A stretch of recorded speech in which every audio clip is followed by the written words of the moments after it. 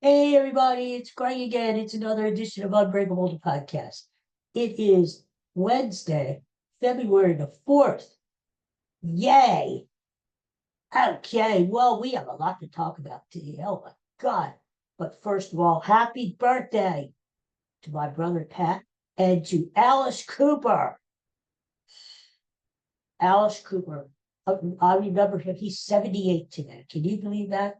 78, Alice Cooper. I just can't picture him singing "School's Out" forever. He's 78 years old. Unless he's talking, maybe he's talking about community college, night school, you know, he's 78. Well, anyway, happy birthday, Alice. And it's not his real name. His real name is Vincent. Vincent, but, Alice is sort of a, Alice, remember the honeymooners? Alice. Anyway, happy birthday, Alice Cooper. Uh, it's today is the 4th and it's homemade soup day. Did your mom ever make homemade soup? I'm sure she did. All moms make soup.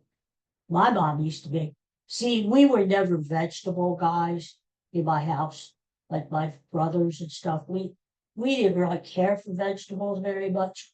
So she didn't make very much vegetable soup because she knew it wouldn't go. So she made a lot of chicken noodle soup. That was good. And she would make her own, the chicken would be in there with the chicken, with the broth and everything, simmering, in the pot. And then, she would put potatoes and carrots in there too. Crummy. And we would have our potatoes and carrots and chicken before we had our soup. And then on top of it, you had the homemade chicken noodle soup. Oh my God. And that was so good. Especially, it's winter. It's still winter, February 4th, and soup is good this time of the year. So when I think of my mom, I think of homemade soup. Oh, that smell of the chicken noodle soup wafting through the house. Cranky. Oh my God, I miss that. Yes. Anyway, what should we talk about today? Oh, guy passed away the other day. You know him, Chuck Negron, the lead singer, one of the lead singers of that great 70s group, Three Dog Night. Or Three Dog Night, they were popular like just around 70, around the start of the decade. Oh my God, they had so many hits. Remember, Joy to the World, all the boys and girls, joy to the fishes in the deep blue sea, joy to you and me. If I was, okay, that's the guy singing that. That's Chuck Negro. And he was also the lead vocal on "What is the loneliest and number one is the loneliest and number one." That's Chuck too.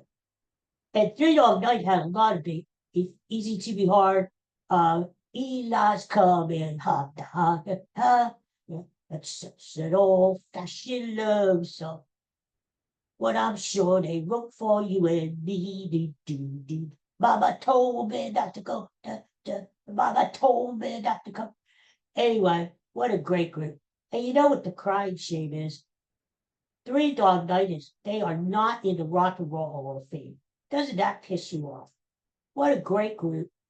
All these hit singles made so many people happy. And don't forget, when Three Dog Night was popular, the Vietnam War was still going.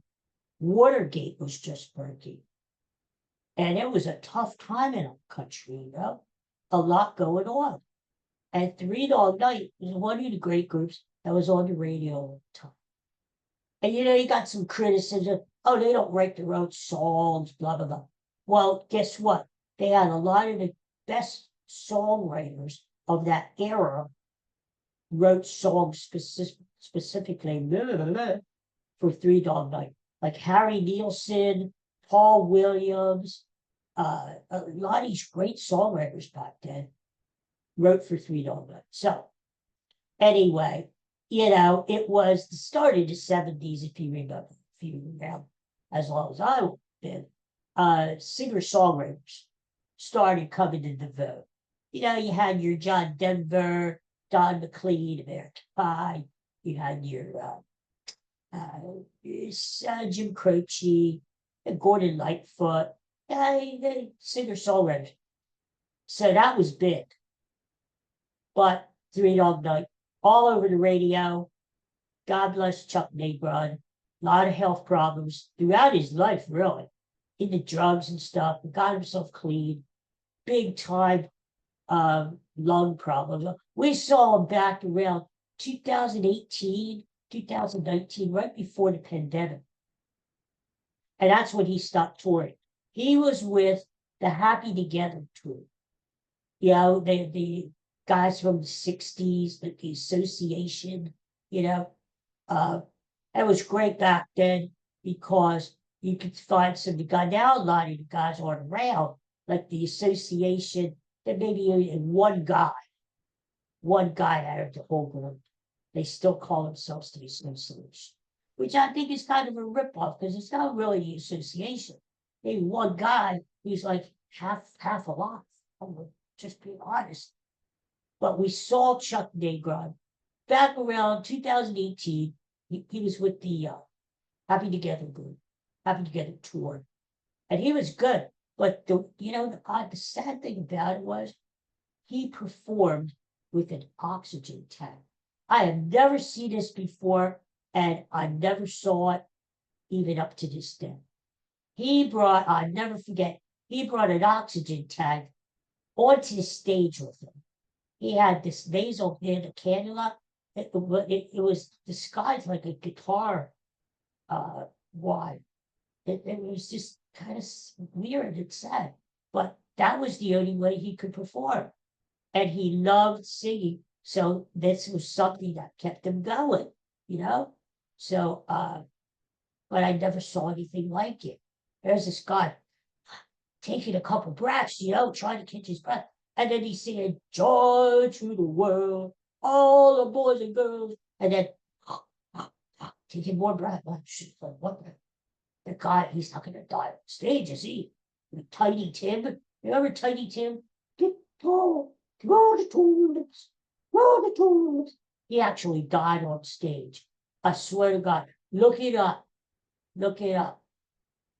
On Google. He keeled over on stage while he was singing "Tiptoe Through the Tulips." How apropos. He's singing that. It's not funny. What am I laughing? He's singing and he keels over. Honest to God, that heart attack. Oh well. Anyway, hey, let's talk a little sports while I'm here. After all, that's why I'm here. Hey, I got the Sixers hat on because they're playing really good ball. They've won like 5 in a row. They've won the first 2 games of a 5-game road trip out on the West Coast. Sixers after dark. They played the last 2 nights, 10 o'clock at night. They won both games. And they're playing tomorrow night against the Lakers and Luka and LeBron. That should be a fun game. But the Sixers, the reason I bring them up is the trade deadline is tomorrow. And there's a rumor out there. In fact, ESPN has said they think the Sixers are going to get Giannis Antetokounmpo, the Greek freak, the big guy from the Milwaukee Bucks. Now, that would be great. That would make the Sixers into a legitimate playoff contender, title contender. Can you imagine Giannis and Joel Embiid, who's playing great again, side by side? Ooh. Giannis could play down under because he can't shoot with damn. He can get all the rebounds and dunks. Joel Embiid, he likes to play out near the 3-point line. Anyway, let him play out there. Let Giannis block shots and be underneath the basket. And then you have Maxey, and I would love to see that.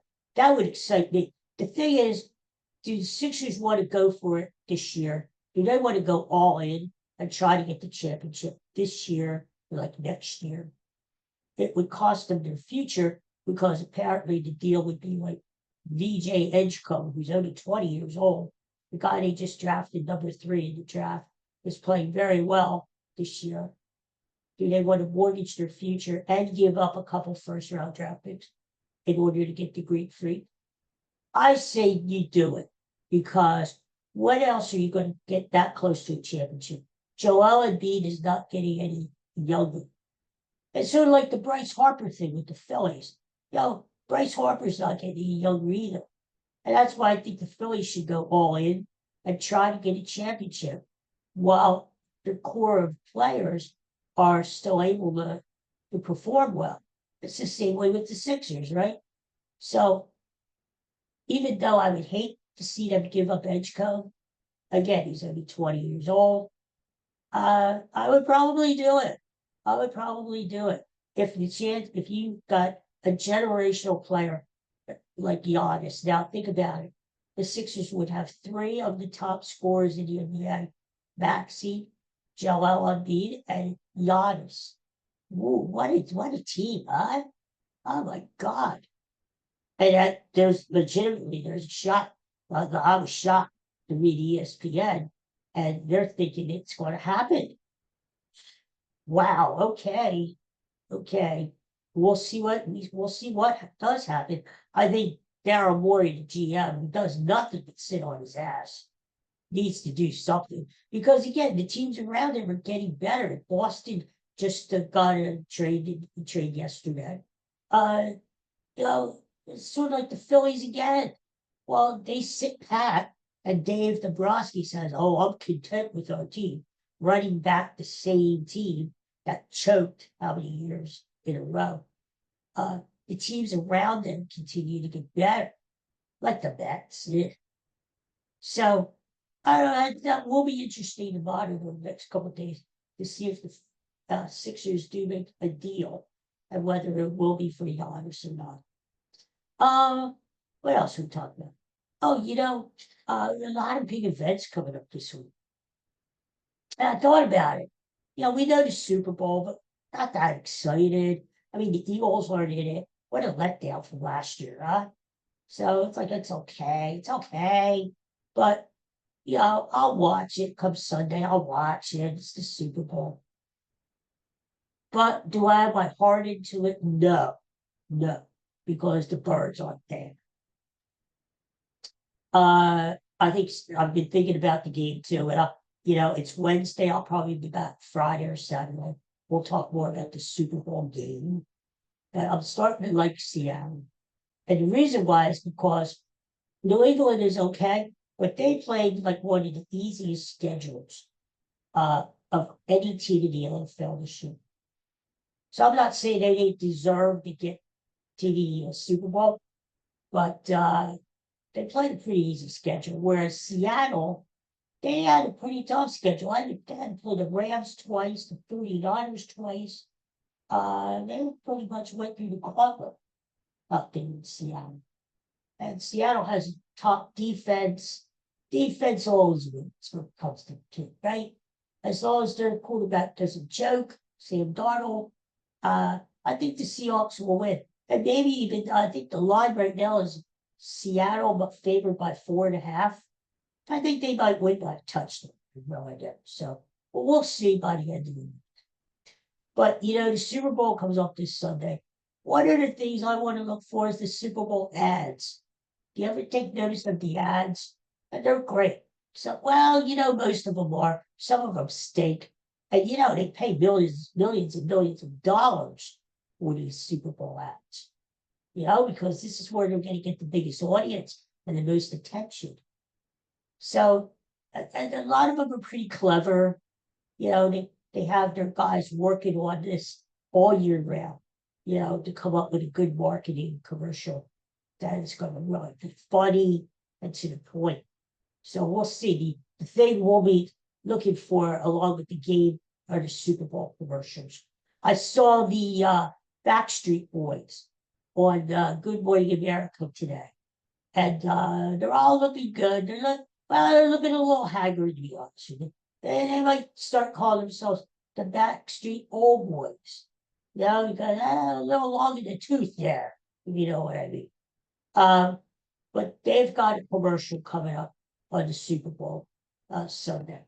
And you know, the Boy Street Band, boy bands. Yeah, like the NSYNC, Backstreet Boys. You got your I don't know. Yeah, whatever. Why don't they get all these boy bands together before halftime? Right? Right? I mean, Bad Bunny's okay. That's really going to be interesting. All this hype and controversy about Bad Bunny doing the Super Bowl halftime show. That's going to be very interesting to see what happens. And then the other side has this Kid Rock. There's this other thing. They said, who wants to see that? Kid Rock? Is he still alive? Did he come out under his rock? Get it, Kid Rock? Anyway, I tell you what, for my money, the best Super Bowl halftime show I ever saw since I was alive is Prince back in 2007. Who could be singing Purple Rain in the Rain? Oh my God. It was dramatic enough. But then you got the rain coming down. The game took place in Tampa, in Florida. You got the rain coming down, and he's singing Purple Rain there. And his clothes are blowing in the wind. Oh my God, what a show. And I saw something on social media. You know, where whoever does the halftime show usually does a press conference a couple days before the game. And reporters can ask from all over the world can ask them questions. Well, what do you feel like? What are you going to do? Blah, blah, blah, blah. What do you feel like? And Prince, instead of taking questions, he surprised all this press. He came into the press room with his band, and they ripped through 3 songs. Bang, bang, bang. One was Johnny Be Good, which we all know. New Orleans, the Evergreens. Prince was one of the best guitar players ever. I mean, I'm not saying Jimi Hendrix was a nobody. He wasn't. He was good. But Prince could hold his own, I think, with any guitar player. So he ripped through these 3 songs, and he played it up like he said he got there. And he's like, well, before we do anything, anybody have any questions? And this guy started asking a question from the audience. And all of a sudden, Prince turns his back. And he goes, 1, 2, 3, 4. The New Orleans. Way back in the Evergreens. I'm all hyped up to them. Anyway, so in my thinking, Prince had the best halftime show. What about the halftime? What about the Super Bowl national anthem? You know, they time that. The casinos will actually, the sportsbooks will actually take bets on whether the national anthem goes over 2 minutes or under 2 minutes, you know. And what if, like, Whitney Houston, I think, did the best national anthem ever before the Super Bowl, ever. But what if that person performing the national anthem had a little money on the side and bet on himself and said, over 2 minutes, well, they can drag out the last note. Home of the brave. And then look at the clock, and it's like 1:58.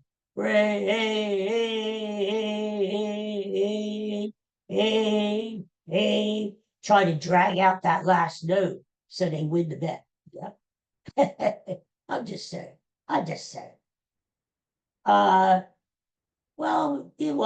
The Phillies are doing shit. They're not doing anything. They just sit there. And, you know, all these other teams, like we said, they're getting better. They're making deals. And now there really isn't much out there anymore. It's like, if you want to get a bat now or pitchers, starting pitchers, there's a few starting pitchers still in the market. The relief pitchers are just about gone. It's like you're going to the yard sale and you're picking through stuff. But right now, the Phillies are like at the used stuff, the stuff that you put on the card table that's been chipped, banged up, used. The stuffing's coming out of it. That's what the Phillies are like now. They're like bargain hunters. They're like, oh, you're selling this. This is worth $1. You're selling it for a quarter. I'll buy it. That's what they're doing. You know. So I don't know. I don't know. I You know what? I want them to give these kids a chance. If Dave Dombrowski and John Middleton are holding back because they want to give the kids a shot, I'm totally with them if they do that, you know. But in order to justify them sleeping at the wheel this winter, they better play these kids. Justin Crawford better play center field. Aiden Miller, I've read that he may be up around Memorial Day, especially if Alec Bohm is typical Alec Bohm, just slogging around, head case. So, but apparently that may be the plan. Play Aiden Miller at third base and trade Alec Bohm, trade his ass, get rid of him around the trade deadline. This Aiden Miller guy, young, power, speed. I mean, he hit like over 20 home runs last year in the minor leagues, and he stole 50 bases. One scout said, I was reading about this, he is the best position player the Phillies have drafted since Mike Schmidt. Can you believe that? We're talking early 70s.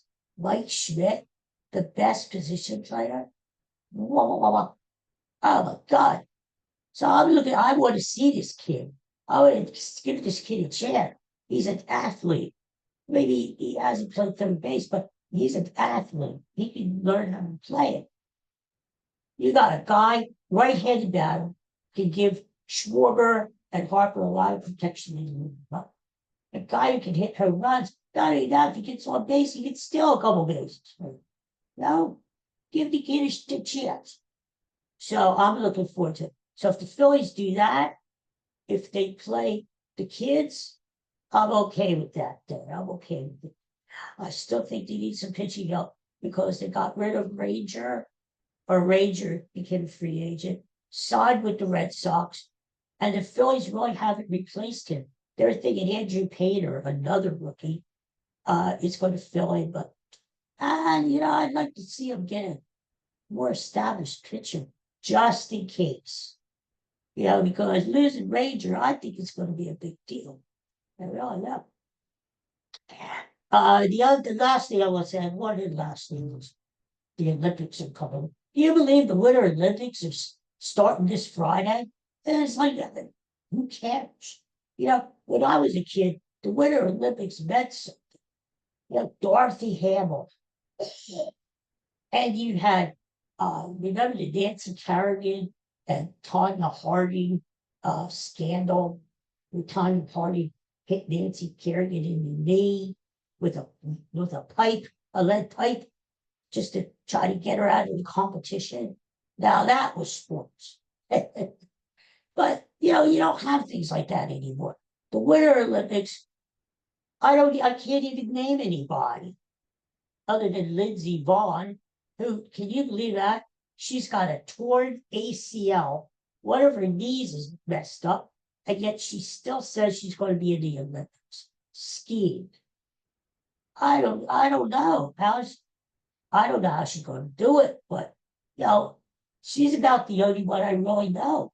Hey, back in the day, I used to know all those ice skaters and skiers and different people like that. But it's like the Winter Olympics is coming up this where is it even? Italy, Milan, Italy, I guess.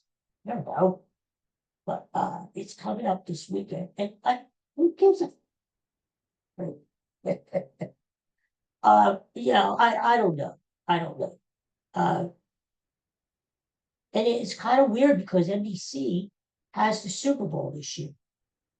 So they're putting the Super Bowl on Sunday night at the same time they got the Olympics going. So you would have thought that somebody would have studied this ahead of time and said, no, NBC, you've got the Winter Olympics. Don't be hogs. You've got it. Why do you want the Super Bowl on top of it? You could have the Super Bowl next year, right? But no, they have it all. So I don't know how that's going to work there. But my point is, the Olympics just aren't what they used to be, you know? I mean, some people are still get into it and will watch, count all the medals, and who's who in ski and bobsledding, and the luge, yeah. Uh, but me, I don't know. I don't know. I don't even know anybody really on hockey teams this year. I don't know. I gotta tell you something. My friend Pat Crucci, he used to be the owner of the 76ers. And he's still doing good. This guy's doing good. He beat cancer. He still has a positive attitude. And I'm friends with him on social media. And he always has stuff, very inspiring stuff that he puts on every morning. If you're not following Pat Christian, you should do it because he's got a lot of inspiring things, tips, how to cope with life, yeah, different things. One thing he had the other day, which he posted before, is what he calls the blessed 6 second pause. Whatever you do, take 6 seconds to pause. It's called the sacred pause. So you may get an email, and I'm guilty of this too. Because sometimes people have hair trigger tempers.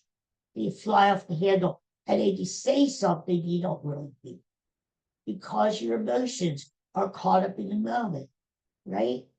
And you just can't help it. Maybe you get an email like from somebody you haven't heard from in 50 years and they want money. Or I don't know. Just something like that, For someone to say something to you, and right away you want to jump down their throat. Yeah. And but what Pat Croce advises is take a 6 seconds sacred pause. Now, 6 seconds to me, it seemed like a spit in the bucket, drop in the bucket. But count it out. Now do it with me. Close your eyes. 6 seconds. 1 Mississippi, 2 Mississippi, 3 Mississippi, 4 Mississippi, 5 Mississippi, 6 Mississippi. Well, I think you should do. That's your answer. You take the pause, wait 6 seconds, and then you answer. If you still feel the same way, all right, go ahead and send the email. But chances are, if you take a break and let your body cool down 6 seconds, you may feel differently. Maybe you're not going to say something that you regret later. So try it. Try to do life. I'm trying to do it too. It's like if I see something that I don't like or hear something, take 6 seconds. Maybe you're watching the Super Bowl and somebody comes on with a really stupid ad this week, really stupid commercial. You're really pissed off. You're like, the Backstreet Boys, that stinks. Well, instead of flying off the handle at your Super Bowl party and like throwing your nachos at the TV or something, take 6 seconds and deep breath. Calm down, calm down. 6 seconds. Open your eyes and then think about it. Do you still want to throw in the nachos, which you could eat at the TV? Are you still pissed off at the Backstreet Boys? Or do you feel better? Yeah, it's worth a try. Okay, it's worth a try. Anyway, let me see here. I need my glasses. Jesus. You know what happens when you get older, Can't read anymore. I think it's about it. We already wished Alice Cooper a happy birthday, my brother Pat. And yeah, I think that's it. So I'll be back again. Hey, I'll be back maybe Friday. Yeah. Look for me on Friday. Let's talk about the Super Bowl game. Let's talk about Seattle versus New England. And the more I think about it, I don't want New England to win again. It's been a while since they won a Super Bowl, but when you add them all up, I think this Super Bowl may give them the lead in Super Bowl championships because they won so many back in the Belichick and Tom Brady days.